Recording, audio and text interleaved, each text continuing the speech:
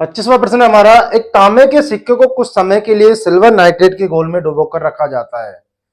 सिक्के और घोल के रंग पर क्या प्रभाव पड़ेगा कि तांबे का जो सिक्का है वो चांदी की परत से ढक जाएगा। तांबे के सिक्का पर क्या होगा, चांदी की एक लेयर बन जाएगी।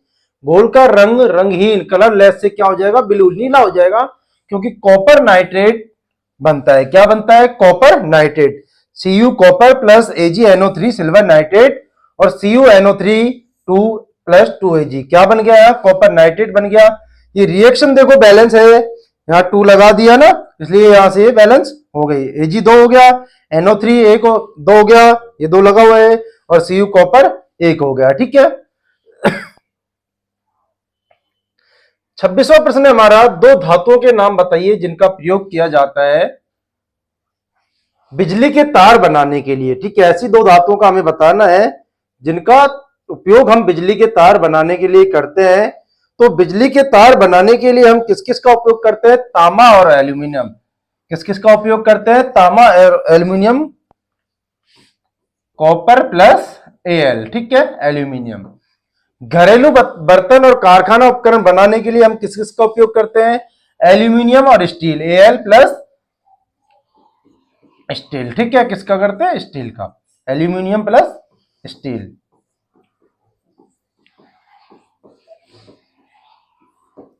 आभूषण बनाने और सजाने के लिए तो सबको पता ही है, सोने और चांदी का उपयोग करते हैं। हम किस किस का उपयोग करते हैं, सोने व चांदी का।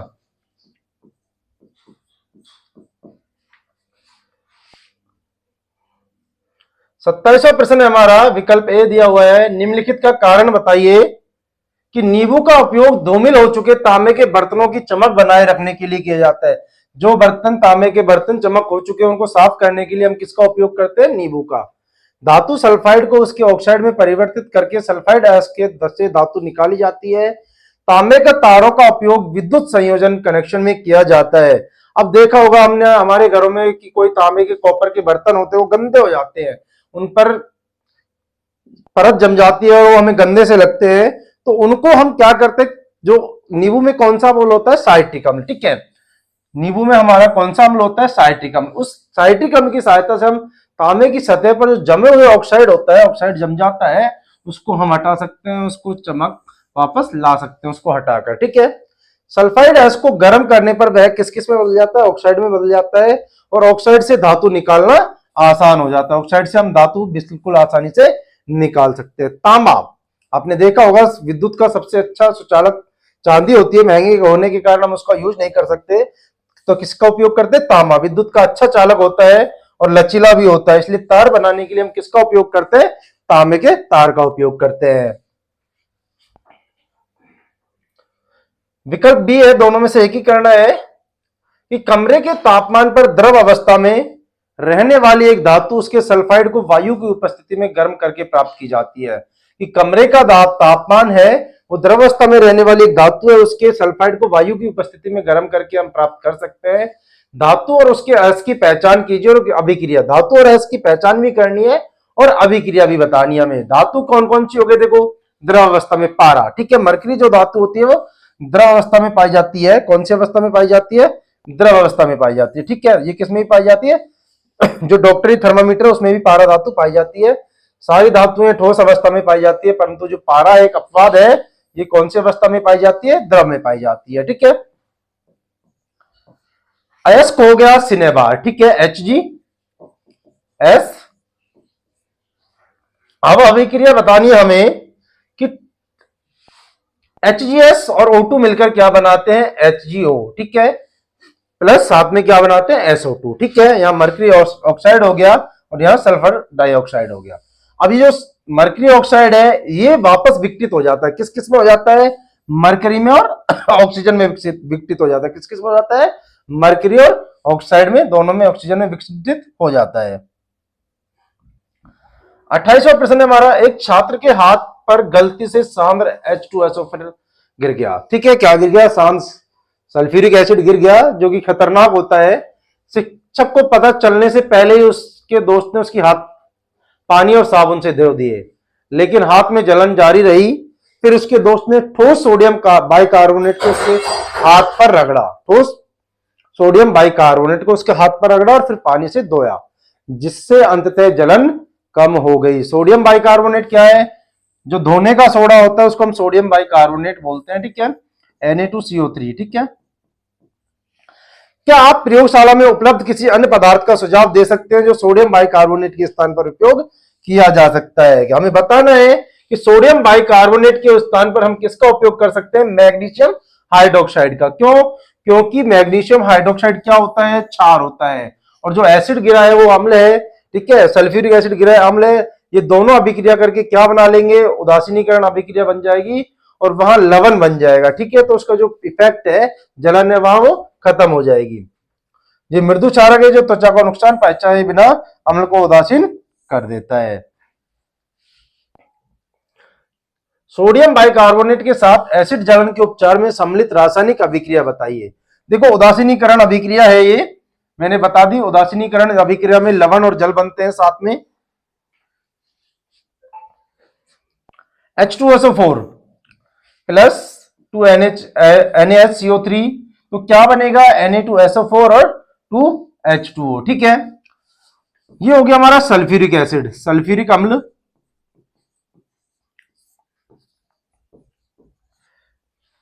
ये हो गया सोडियम हाइड्रोजन कार्बोनेट, इसको बैंकिंग सोडा के नाम से भी जानते हैं, अभी हमने बताया था।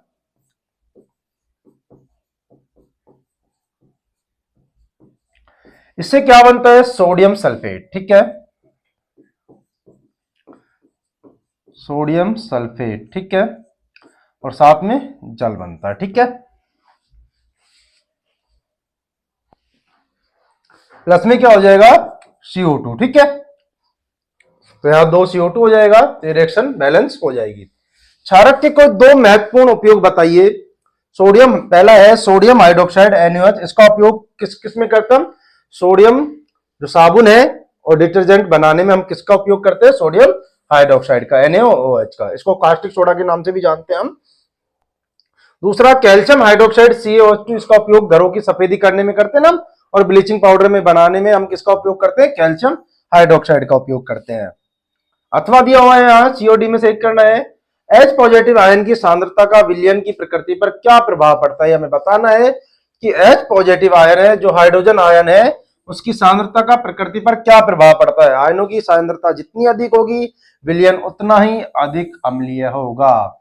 H पॉजिटिव आयन जितने अधिक होंगे, विलयन क्या होगा? उतना ही अधिक अम्ल होगा। अगर OH नेगेटिव आयनों की सांद्रता जितनी अधिक होगी, तो विलयन उतना ही अधिक क्या होगा? क्षारक होगा। तो यहाँ H पॉजिटिव आयनों की सांद्रता अधिक है, इसलिए विलयन अधिक अम्लीय होगा। 29वां प्रश्न है, विकल्प ए या बी में से किसी एक का उत्तर देना है हमें। विकल्प ए है, इसका भी ए है कि हाइड्रोकार्बन क्या होते हैं, कोई 2 उदाहरण बताइए। चौथे चैप्टर में लीजिए कार्बन यौगिक और उसके उपयोग। कार्बन और हाइड्रोजन के उपयोग से, इनके मेल से जो बने यौगिक है वो क्या कहलाते हैं? हाइड्रोकार्बन, ठीक है। उदाहरण मीथेन और एथेन। मीथेन में हाइड्रोजन भी है और कार्बन भी है, एथेन में कार्बन भी है और हाइड्रोजन भी है। ये इंपॉर्टेंट क्वेश्चन है। उदाहरण सहित संतृप्त और असंतृप्त हाइड्रोकार्बनों के बीच संरचनात्मक अंतर बताइए।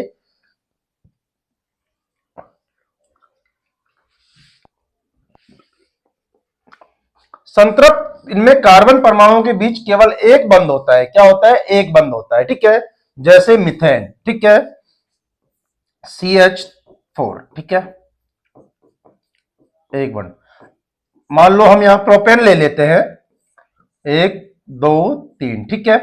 तो यहां CH3, ये CH2, ये CH3। ब्यूटेन लेंगे तो CH3 CH2 CH2 और CH3, ठीक है। सिर्फ सिंगल बॉन्ड है, क्या है? सिंगल बॉन्ड है। और असंतृप्त, इनमें कार्बन के बीच द्वि या त्रिबंध होता है, जैसे एल्किन है, एल्काइन है, ये क्या होता है? असंतृप्त में आते हैं, ठीक है, एल्काइन। कैसे? अब हम यहां एथीन का ले लेते हैं, C डबल बॉन्ड H, ठीक है।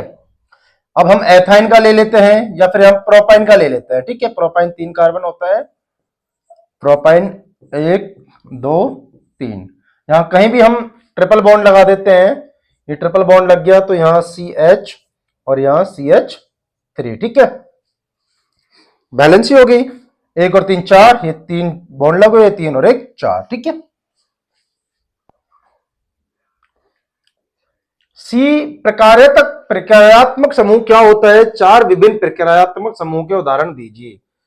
कि वह परमाणु समूह जो यौगिकों के गुणों को तय करता है वो क्या कहलाता है? प्रक्रियात्मक समूह कहलाता है। जैसे एल्कोहल, एल्कोहल में क्या लगा हुआ होता है? हमारा OH, ठीक है, OH एल्कोहल। एल्डिहाइड में CHO लगा होता है, एल्डिहाइड CHO। कीटोन में हमने पहले भी बताया था C डबल बॉन्ड O, और कार्बोक्सिलिक अम्ल में होता है C double bond O, COH, carboxylic अम्ल C डबल बॉन्ड OH, ठीक है। बी हमारा साबुन बनाने की विधि और रासायनिक समीकरण लिखिए। तेल या वसा को कास्टिक सोडा के साथ जब हम गर्म करते हैं तो इससे क्या बनता है? साबुन। जब तेल या कास्टिक सोडा को हम साबुन के साथ गर्म करते हैं, तेल या वसा को कास्टिक सोडा के साथ जब हम गर्म करते हैं तो क्या बनता है? साबुन। इस प्रक्रिया को हम क्या कहते हैं? साबुनीकरण या सैफोनिकेशन कहते हैं। समीकरण है वसा प्लस तेल और सोडियम हाइड्रोक्साइड, तो क्या क्या बन जाएगा? साबुन प्लस ग्लिसरॉल बन जाएगा। साबुन की सफाई की क्रिया, कि साबुन कैसे साफ करता है गंदे कपड़ों को।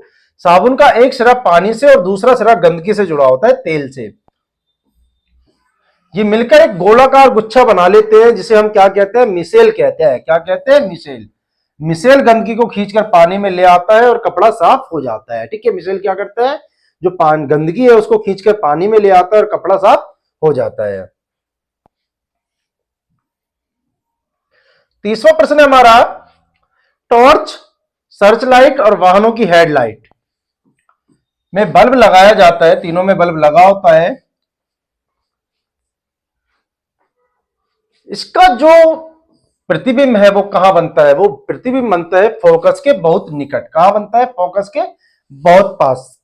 कारण क्या होता है? फोकस पर बल्ब रखने से परावर्तन के बाद प्रकाश की किरण एक सीधी रेखा में जाती है और समांतर शक्तिशाली किरण पुंज के रूप में दूर तक जाती है। तुमने देखा होगा सर्च लाइट होती है, सर्च लाइट की जो प्रकाश है वो बहुत दूर तक जाता है। ऐसे ही हेडलाइट होती है हमारी, हम बाइक की ले लेते हैं हेडलाइट, या फिर कार की ले लेते हैं। और ऐसे ही हम टॉर्च की जो प्रकाश है, लाइट है, वो बहुत दूर तक जाती है, ठीक है। एक किरण पुंज, समानांतर किरण पुंज के रूप में बहुत दूर तक जाती है।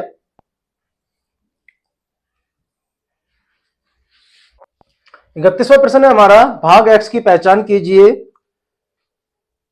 चित्र में रेखा एक्स आंख की सबसे भारी पारदर्शी परत की ओर इशारा कर रही है। स्वच्छ मंडल जो कॉर्निया होता है वो हमारे आंख की सबसे भारी परत होती है, उसे हम क्या बोलते हैं? भारी पारदर्शी परत को कॉर्निया कहते हैं। जो कॉर्निया है आंख का वह सामने वाला पारदर्शी हिस्सा है जो प्रकाश किरणों को मोड़ने यानी अपवर्तन में का मुख्य कार्य करता है। कौन करता है? कॉर्निया। कॉर्निया पर अपवर्तन का मुख्य कार्य करता है, एक प्रकाश की किरणों को मोड़ देता है।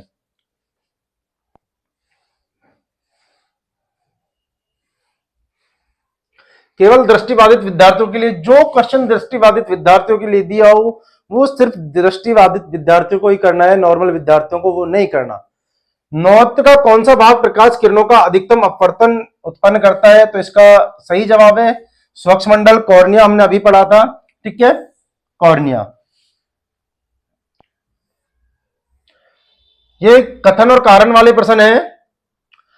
अभिकथन ए दिया हुआ है, अपनी फोकस लंबाई को समायोजित करके निकट और दूर दोनों वस्तुओं पर ध्यान केंद्रित करने की नेत्र की क्षमता को समायोजन कहते हैं। बिल्कुल सही बात है। कारण नेत्र में स्वच्छ मंडल उसकी फोकस दूरी को समायोजित करने में मदद करता है। विश्लेषण हमें बताना है। अभिकथन ए सत्य है, इसे ही आंख की सामंजस्य क्षमता कहते हैं। दो कारण आर असत्य है, कॉर्निया की आकृति निश्चित होती है। फोकस दूरी का बदलने का काम पक्षमाभी पेशियां सैलियरी मसल्स करती हैं, जो अभिनेत्र के लेंस के आकार को बदल देती है। अब देखो हमें बताना है, यहां से हमें बताना है कि जो कारण है ना वो तो है गलत, और अभिकथन ठीक है। जो अपनी फोकल लंबाई को, फोकस या फोकल लंबाई को समायोजित करके क्या करता है, निकट, नजदीक और दूर दोनों की वस्तुओं पर ध्यान केंद्रित केंद्रित करने की जो नेत्र की क्षमता है उसे समायोजन या समंजन क्षमता कहते हैं। इसको समंजन क्षमता भी कहते हैं, हम क्या कहते हैं, समंजन क्षमता भी कहते हैं। कारण नेत्र में सूक्ष्म मंडल कॉर्निया उसकी फोकस दूरी को समायोजित करने में मदद करता है। ये गलत है और ये सही है, अभिकथन सही है ये और कारण और गलत है।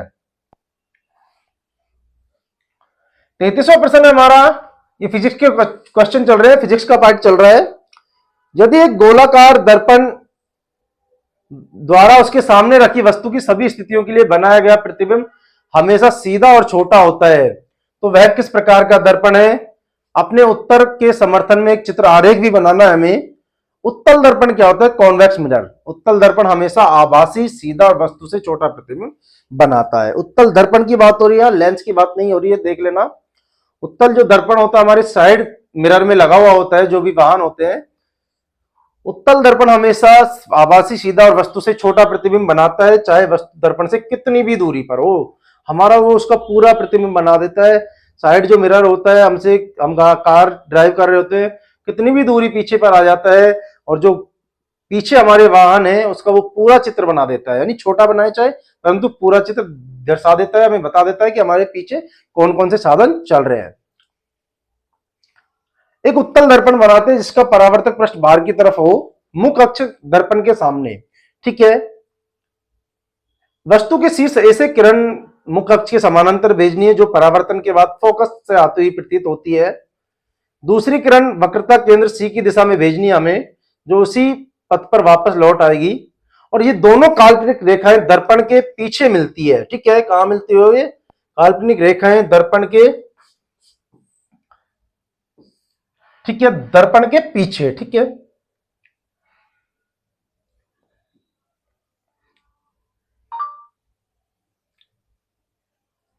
ये हमारा दर्पण है यहां, ठीक है। हमने कोई वस्तु रख दी तो इसमें क्या होगा, जो प्रतिबिंब बनेगा हमारा, ठीक है, कहां बनेगा, पीछे। किसके पीछे, दर्पण के पीछे। कैसा होगा देखो, सीधा। और कैसा होगा, छोटा। अब देखो हम जब देखते हैं एक प्रतिबिंब, हम देखते हैं जैसे हमारी साइड में से कोई गाड़ी आ रही होती है, जब हम गाड़ी ड्राइव करते हैं तो छोटा बनता है, परंतु कैसा बन जाता है, सीधा ही तो बनता है, उल्टा थोड़ी बनता है, ठीक है।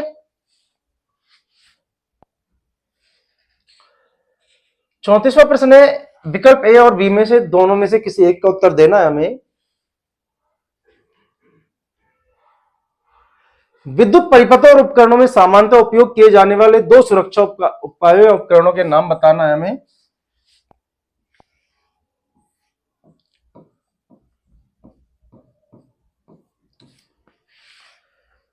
दर्शाइए कि, अच्छा ये अथवा में दे रखा है क्वेश्चन। दर्शाइए कि आप तीन प्रतिरोधकों, ठीक है, जिनमें प्रत्येक का प्रतिरोध 9 ओम है, किस प्रकार जोड़ेंगे ताकि संयोजन का तुल्य प्रतिरोध 13.5 और 6 ओम हो। अब यहां समांतर क्रम और श्रेणी क्रम संयोजन में से हमें बताना है। पहले हम ए वाला दे देते हैं, दो सुरक्षा उपाय, विद्युत फ्यूज। हमने बताया फ्यूज होता है यह परिपथ में होने वाले शॉर्ट सर्किट या ओवरलोडिंग के समय पिघल जाता है और बिजली काट देता है। बताया था ना, फ्यूज होता है एक छोटा सा, वो जो अगर हमारी ज्यादा लाइट आती है, ठीक है, तो गर्म होकर क्या होता है, पिघल जाता है और टूट जाता है, जिससे कनेक्शन खत्म हो जाता है और जो उपकरण है वो खराब होने से बच जाते हैं। दूसरा, अर्थिंग, भूसंपर्कन बोलते हैं इसको। यह धात्विक उपकरणों के आवरण से जुड़े तारों को जमीन में भेज देता है, जिससे करंट लगने का खतरा नहीं रहता। और आजकल एमसीबी का उपयोग भी करते हैं, ठीक है। अगर ज्यादा लाइट आ रही है तो एमसीबी हमारी डाउन हो जाती है, गिर जाती है, ठीक है।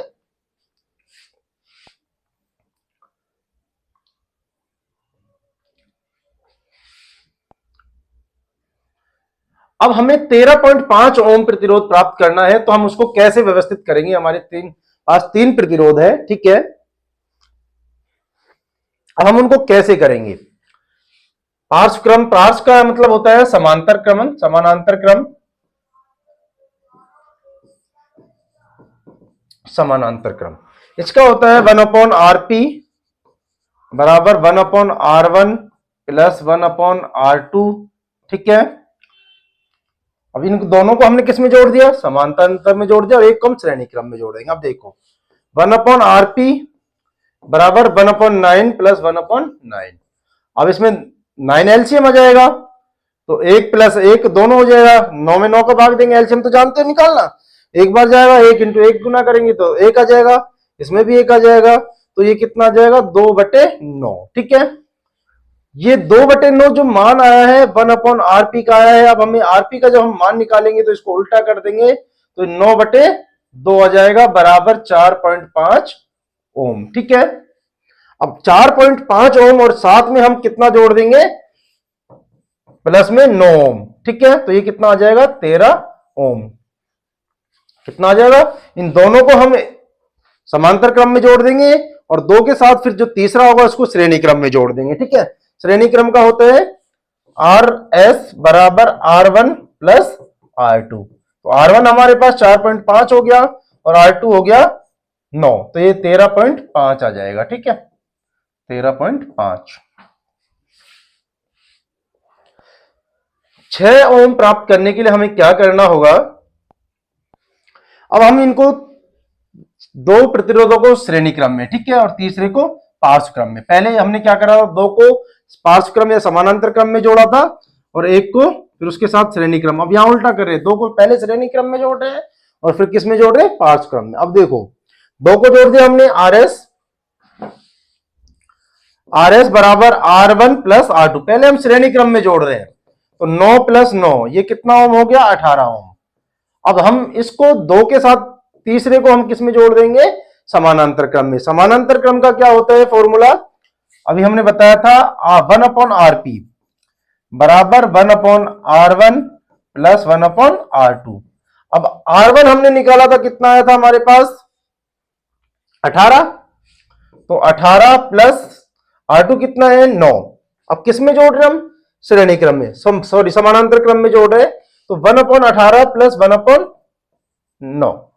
अब एलसीएम लो, कितना आएगा 18 और 9 का, 10th क्लास में पढ़ते हैं तो एलसीएम तो आता ही होगा। ठीक है, 18 एलसीएम आ जाएगा, 18 में जब 18 का भाग देंगे तो एक बार, 18 1 को 1 से गुना करेंगे तो 1। ठीक है, प्लस अब 9 का भाग देंगे 18 में तो 2 बार जाएगा, 2 को 1 से गुना करेंगे तो 2, तो ये कितना आ जाएगा हमारे पास 3/18। अब ये किसका मान आया 3/18, 1/rp का। अब हमें निकालना है किसका, आरपी का, तो क्या करेंगे, तो हम इसको उल्टा कर लेंगे, 18/3, तो इसका मान क्या आ जाएगा 6 ओम। ठीक है, तो आ गया ना। तो पहले क्या करेंगे, हम 2 प्रतिरोधों को श्रेणी क्रम में जोड़ लेंगे और उसके साथ में तीसरे प्रतिरोध को जब हम पार्श्व क्रम में जोड़ेंगे, समानांतर क्रम में जोड़ेंगे, तो हमारा कुल प्रतिरोध 6 ओम प्राप्त हो जाएगा। 35वां प्रश्न हमारा, निम्नलिखित आरेख का अवलोकन करो और निम्नलिखित प्रश्नों के उत्तर दे। यहां एक चित्र दिया हुआ है जो उसमें यहां दिखाया सो नहीं हुआ, मैं यहां क्वेश्चन करवा देता हूं। दिखाए गए दृष्टि दोष की पहचान करें, इस दोष के 2 कारण बताइए और दोष को सुधारने के लिए किस प्रकार के लेंस का उपयोग कर सकते हैं। और एक क्वेश्चन दिया हुआ है दृष्टिबाधित विद्यार्थियों के लिए, सिर्फ दृष्टिबाधित विद्यार्थियों को करना है। एक व्यक्ति पास के वस्तुओं को स्पष्ट देख सकता है लेकिन दूर की वस्तुएं धुंधली दिखाई देती है, कौन सा रोग होता है, निकट दृष्टि दोष। यह व्यक्ति किस प्रकार की दृष्टि दोष से निकट, इस दोष के 2 कारण बताइए। एक तो बेटा जो इसका है प्रतिबिंब रेटिना से पहले बन जाता है, ठीक है, और इस दोष को सुधारने के लिए हमें किस प्रकार का अवतल लेंस का उपयोग करते हैं हम। दृष्टि दोष की पहचान, निकट दृष्टि दोष, मायोपिया भी बोलते हैं, मैंने बता दिया क्या बोलते हैं इसको, मायोपिया, निकट दृष्टि दोष। इस चित्र में किरणें रेटिना से पहले मिल जाती है, जो प्रतिबिंब होता है हमारा बनना तो कहां चाहिए, रेटिना पर, परंतु बनता कहां है, रेटिना से पहले ही। ठीक है, इसलिए हमें निकट दृष्टि दोष हो जाता है। इसके मुख्य कारण क्या होता है, नेत्र की जो वक्रता, नेत्र की जो वक्रता है वो अत्यधिक हो जाती है। ठीक है, लेंस का ज्यादा मोटा हो जाता है, उस स्थिति में निकट दृष्टि दोष होता है। दूसरा, नेत्र गोलक जो आईबॉल होता है हमारा, उसका भी लंबा हो जाता है, वो फैलकर लंबा हो जाता है। निवारण के लिए हम अवतल लेंस का उपयोग कर सकते हैं, कॉनकेव लेंस, कौन से लेंस का, कॉन्वेक्स लेंस, अवतल लेंस। ठीक है, इससे हमारा जो निकट दृष्टि दोष है वो ठीक हो जाता है। 36वां प्रश्न है हमारा, इंपॉर्टेंट है। एक 1100 वोल्ट की एक विद्युत मोटर 220 वोल्ट मुख्य धारा से जुड़ी है। याद कीजिए, ये मैंने कई बार करवा दिया, क्वेश्चन रिवीजन भी करवा रखे हैं इनके। मुख्य धारा से ली गई विद्युत धारा, ठीक है। पहला, यदि मोटर को 6 दिनों तक प्रतिदिन 5 घंटे उपयोग किए जाए तो विद्युत ऊर्जा की खपत क्या होगी। यदि यूनिट की दर 5 रुपए है तो खपत की गई ऊर्जा की कुल लागत क्या है। अब हमें पहले निकालना है कुल विद्युत धारा, ठीक है। क्या क्या दे रखी है हमारे पास, शक्ति दे रखी है 1100 वोल्ट और विभवांतर क्या दे रखा है 220 वोल्ट। अब हमें विद्युत धारा निकालनी आई। हमारे पास देखो, पहले हमें P बराबर V इंटू आई, फॉर्मूला है हमारे पास शक्ति का P बराबर V अपॉन आई। अब क्या क्या दे रखा है, P शक्ति दे रखी है और V दे रखा है। निकालनी है हमें I बराबर P बटे V। अब देखो P कितना दे रखा है 1100 वोल्ट, 1100 वोल्ट दे रखा है, और V कितना दे रखा है 220। इसको काट देंगे, एक जीरो से एक जीरो, 22 पंजे 110, तो 5 एम्पियर की धारा उसमें से प्रवाहित हो रही है। कितने एम्पियर की धारा प्रवाहित हो रही है, 5 एम्पियर की, ठीक है। कितने एम्पियर की, 5 एम्पियर की धारा उसमें से प्रवाहित हो रही है। नेक्स्ट निकालना है हमें विद्युत ऊर्जा की खपत कितनी हो रही है। अब देखो, प्रतिदिन कितने समय चल रहा है, 5 घंटे, और कुल कितने दिन चल रहा है, 6। अब हमें समय निकाल लेंगे, जब 5 इंटू 6 करेंगे तो 30 घंटे। कितने काम में ले रहा है हम उसको, 30 घंटे। अब शक्ति हमें किलोवाट में निकालनी है हमें, तो 1100, ठीक है। अभी हमारे पास 1100 वोट थी। अब इसको जब हम किलोवाट में बदलेंगे तो हम किसका भाग दे देंगे, 1000 का। जब 1000 का भाग देंगे तो 1.1 किलोवाट आ जाएगा। जो हमारा बिजली का बिल आता है वो किलोवाट के हिसाब से आता है, ठीक है। ये बिजनेस इकाई है हमारी। अब हमें ऊर्जा निकालनी है, ऊर्जा शक्ति बटे समय। शक्ति हमारे पास कितनी आ गई, देखो 1.1 आ गया, और समय कितना हो गया 30। जब हम 30 को 1.1 से गुना करेंगे तो हमारे पास आ जाएगा 33, ठीक है। तो ऊर्जा कितनी आ गई हमारी 33।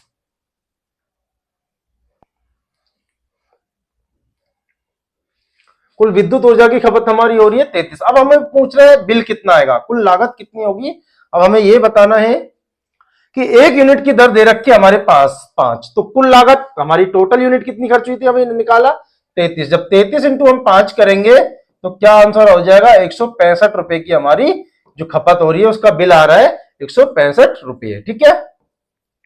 इंपॉर्टेंट क्वेश्चन है, एग्जाम में ऐसा रिलेटेड या सेम जरूर आएगा, तो इसका बार बार रिवीजन करें। और अगर आपको हम पढ़ा रहे हैं, आपको अच्छा लग रहा है, तो आप हमारा सपोर्ट कर सकते हैं। उस सपोर्ट के लिए क्या है, एक आपको एक बटन दबाना है। हम आपको यहां पढ़ा रहे हैं, अगर आपको अच्छा लग रहा है तो आप हमें सुपर थैंक्स कर सकते हैं।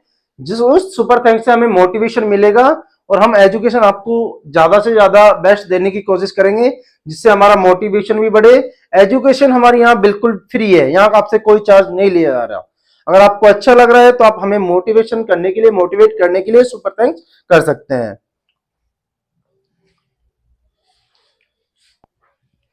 37वां प्रश्न है हमारा, एक परिनालिका शब्द को परिभाषित कीजिए। परिनालिका शब्द की हमें परिभाषा बतानी है कि क्या होता है परिनालिका। धारावाही परिनालिका के चारों ओर चुंबकीय क्षेत्र रेखाओं का पैटर्न बनाना है। बताइए कि इस चुंबकीय क्षेत्र का उपयोग चुंबकीय पदार्थ जैसे नरम लोहा, लोहे के टुकड़े को चुंबकित करने के लिए कैसे किया जा सकता है। परिनालिका की परिभाषा, परिनालिका क्या होती है, आपने देखा होगा, पास पास लिपटे विद्युत रोधी तांबों के तार की बेलन की आकृति के अनेक फेरों वाली कुंडली को हम परिनालिका कहते हैं, ठीक है। ठीक है, इस टाइप में परिनालिका होती है हमारी। चुंबकीय क्षेत्र रेखाओं का पैटर्न, यह धारावाही परिनालिका के भीतर चुंबकीय क्षेत्र रेखाएं समानांतर सीधी रेखाओं की भांति होती है, जो दर्शाती है कि परिनालिका के भीतर सभी बिंदुओं पर चुंबकीय क्षेत्र एक समान होता है बाहर की ओर, ठीक है। कैसे होता है, बाहर की ओर होता है वो।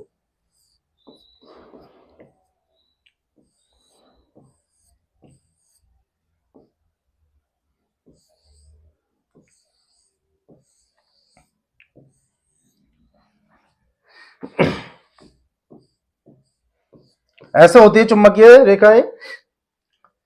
बाहर की ओर यह क्षण चुंबक के चुंबकीय क्षेत्र के समान व्यवहार करती है। किसकी करती है? क्षण चुंबक के समान व्यवहार करती है। ये नरम लोहे को चुंबकित कैसे करता है? ठीक है, नरम लोहे को चुंबकित करना, परिनालिका के भीतर उत्पन्न जो प्रबल चुंबकीय क्षेत्र होता है उसका उपयोग हम किसी चुंबकीय पदार्थ जैसे नरम लोहे को चुंबकित करने के लिए कर सकते हैं। जो प्रबल चुंबकीय क्षेत्र उत्पन्न होता है उस परिनालिका के भीतर, उसका उपयोग हम किसी चुंबकीय पदार्थ जैसे नरम लोहा होता है ना, उसको चुंबक बनाने के लिए कर सकते हैं। 37वां प्रश्न है हमारा, जब नरम लोहे की छड़ को परिनालिका के भीतर रखा जाता है और धारा प्रवाहित की जाती है तो छड़ चुंबक बन जाती है। छड़ चुंबक कैसे बनती है वो बताना है हमें, कि जब नरम लोहे की छड़ को परिनालिका के भीतर हम रखते हैं और धारा प्रवाहित, इलेक्ट्रिसिटी प्रवाहित की जाती है तो छड़ चुंबक क्या बन जाती है? छड़ चुंबक बन जाती है, चुंबक। ठीक है, छड़। इस प्रकार बने चुंबक को विद्युत चुंबक कहते हैं। क्या कहते हैं? विद्युत चुंबक कहते हैं। ठीक है, क्यों कहते हैं विद्युत चुंबक? क्योंकि उसको बनाने के लिए हम किसका उपयोग करते हैं? इलेक्ट्रिसिटी का करते हैं, विद्युत का करते हैं, इसलिए उसको क्या बोलते हैं? इलेक्ट्रोमैग्नेट। इसका हम भारी जो वस्तुएं हैं उनको उठाने में लिए, उनको इधर उधर करने के हम इलेक्ट्रोमैग्नेट का उपयोग करते हैं। 38वां प्रश्न है हमारा, अनिल ने एक अवतल दर्पण का उपयोग कर सूर्य का प्रतिबिंब एक कार्डबोर्ड पर प्राप्त किया। अवतल दर्पण के दो अनुप्रयोग हमें बताने हैं, कहां कहां हम करते हैं। सौर भट्टियों में सूर्य के प्रकाश को केंद्रित करने के लिए, जो सूर्य का प्रकाश है उसको केंद्रित करने के लिए हम अवतल दर्पण का उपयोग करते हैं। अवतल दर्पण क्या है? उसको प्रकाश को केंद्रित कर देता है। और जो दाढ़ी बनाने वाले दर्पण होते हैं, हम शेविंग करवाते हैं, जहां नाई की दुकान पर उस शीशे लगे होते हैं, वो कौन सा दर्पण होता है? अवतल दर्पण होता है, जहां हमें चेहरा बड़ा दिखाई देता है। वक्रता त्रिज्या आर ज्ञात कीजिए। ये बहुत जरूरी क्वेश्चन है, वक्रता त्रिज्या आर वाला एग्जाम में पूछा जाता है। जो वक्रता त्रिज्या आर होती है वो फोकस दूरी की दुगनी होती है। ठीक है, यहां हमें क्या दिया हुआ है? फोकस दूरी दी हुई है 15, तो आर बराबर 2f। ठीक है, तो आर बराबर 2 गुणा 15, तो ये कितना आ जाएगा? 30। ठीक है, तो वक्र फोकस दूरी की दुगनी होती है वक्रता त्रिज्या, तो वक्रता त्रिज्या कितनी हो जाएगी? 30 हो जाएगी। सीओडी में से एक करना है, ध्रुव पी और फोकस एफ के बीच रखी वस्तु का आरेख किरण बनाना है। मैं बता देता हूं कैसे बनेगा। जब वस्तु पी और एफ के बीच में होती है, ठीक है, किस किस के बीच में होती है वस्तु? पी और एफ के बीच में होती है वस्तु।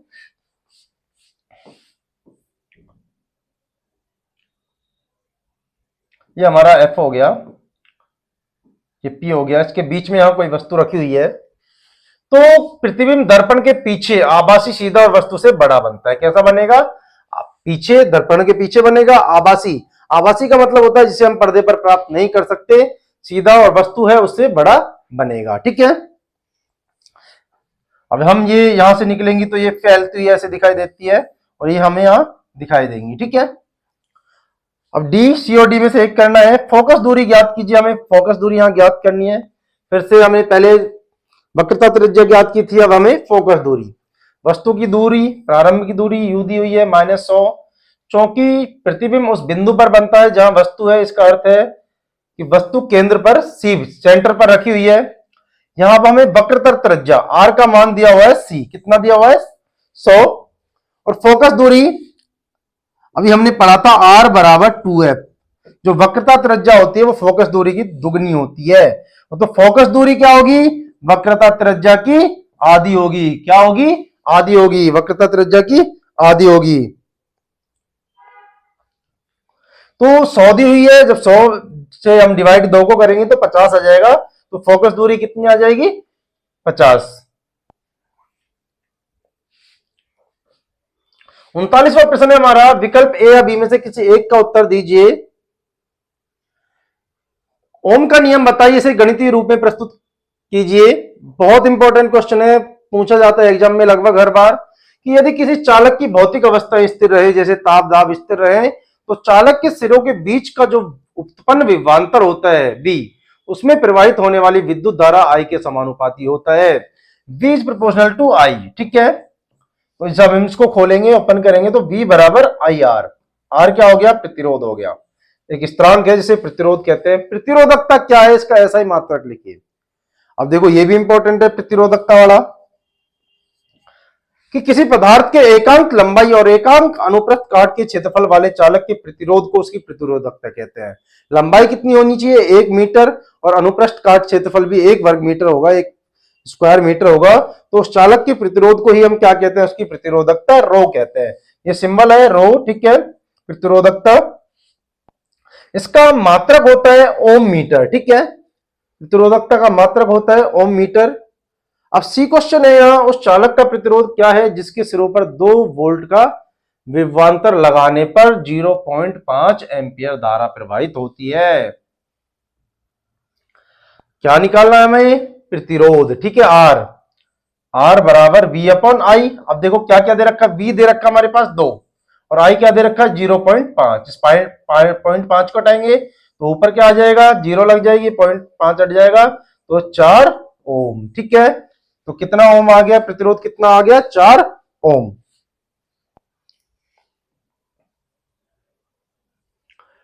उन कारकों की सूची बनाइए जिन पर किसी दिए गए पदार्थ के एक समान बेलनाकार चालक का प्रतिरोध निर्भर करता है। चालकों का प्रतिरोध 3 चीजों पर निर्भर करता है, हम यहाँ 4 मान लेते हैं, मेन तो 3 ही होते हैं। चालक की लंबाई, अगर लंबाई बढ़ती है प्रतिरोध की, फिर 3, अगर चालक की लंबाई बढ़ती है तो क्या होता है? तो प्रतिरोध भी बढ़ेगा, ठीक है। अनुप्रस्थ काट क्षेत्रफल, अगर प्रतिरोध क्षेत्रफल के व्युत्क्रमानुपाती होता है, अगर क्षेत्रफल अनुप्रस्थ काट क्षेत्रफल ज्यादा है, बढ़ता है, तो प्रतिरोध कम होता जाएगा। पदार्थ की प्रकृति, अलग अलग पदार्थों के लिए पदार्थ का प्रतिरोध अलग अलग होता है। तापमान, सीधी सी बात है, तापमान टेम्परेचर बढ़ने पर शुद्ध धातुओं का प्रतिरोध बढ़ जाता है। बी है 0.01 त्रिज्या वाले एक तार का प्रतिरोध दिया हुआ है, यहां आर भी दिया हुआ है, प्रतिरोध भी दिया है 10 ओम। यदि तार की प्रतिरोधकता भी दी हुई है 50 गुना 10 की पावर -8 ओम मीटर, ठीक है। तो इस तार की हमें लंबाई ज्ञात करनी है। क्या क्या दिया हुआ है? सबसे पहले तो हमें यह देखना है, त्रिज्या दी हुई है हमें आर, स्मॉल आर बराबर 0.01, इसको हम डिवाइड कर लेंगे मीटर में, तो क्या आ जाएगा? 10 की पावर -4 आ जाएगा, 10 की पावर -4 मीटर आ जाएगा। प्रतिरोध हमें दिया हुआ है 10 ओम, प्रतिरोधकता भी दी हुई है रो 50 इंटू 10 की पावर -8 ओम मीटर। अनुप्रस्थ काट क्षेत्रफल का हम निकाल लेंगे, तो ए बराबर पाई आर स्क्वायर, ठीक है। क्या है? ए बराबर अनुप्रस्थ काट क्षेत्रफल निकालेंगे तो पाई आर स्क्वायर, तो पाई का मान होता है 3.14 गुना में 10 की पावर -4 की पावर 2। अब हम इसको जब सॉल्व करेंगे तो हमारे पास आ जाएगा 3.4 गुना 10 की पावर -8 मीटर स्क्वायर, ठीक है। क्या आ जाएगा? अब हमारे पास ए भी आ गया। अब हम यहां से हम फॉर्मूला निकालते हैं, लंबाई निकालनी हमें। तो देखो क्या क्या दे रखा है, पाई, ये तो हमारा क्या हो गया? एल, ठीक है, एल हो गया हमारे पास, और 10 ओम क्या हो गया? आर। ये फॉर्मूले में लगा देंगे, R into A upon rho. अब हमारे पास आर है 10 ओम, ए है 3.14 गुना 10 की पावर -8, और हमारे पास रो प्रतिरोधकता दे रखी है 50 गुना में 10 की पावर 8। जब हम इसको सॉल्व करेंगे तो हमारे पास आ जाएगा 31.4 बटे में 50। जब इसको पूरा सॉल्व करेंगे हम तो हमारे पास इसका मान आ जाएगा 0.628, ठीक है। तो क्या आ जाएगा? लंबाई क्या हो जाएगी हमारे पास? 0.628। तो ये बेटा यहां खत्म होता है हमारा 10वीं का सैंपल पेपर। इससे रिलेटेड लगभग ऐसे ही क्वेश्चन आपको एग्जाम में देखने को मिलेंगे। आप इन प्रश्नों को बार बार देखिए, बार बार इनका अध्ययन कीजिए, बार बार प्रैक्टिस कीजिए, जिससे आपको आने वाले 25 फरवरी को आपका जो एग्जाम होगा उसमें बेनिफिट मिल सके। धन्यवाद।